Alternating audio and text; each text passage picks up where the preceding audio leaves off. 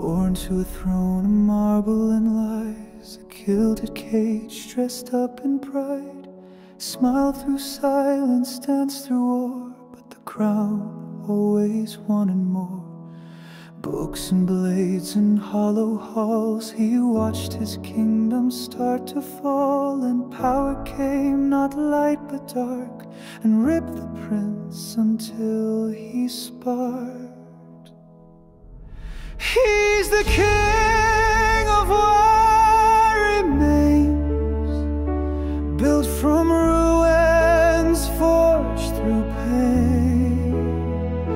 Shadow-laced and iron strong, still asking where he belongs. He wears the frost, he hides the flame. He is both the storm and the shame.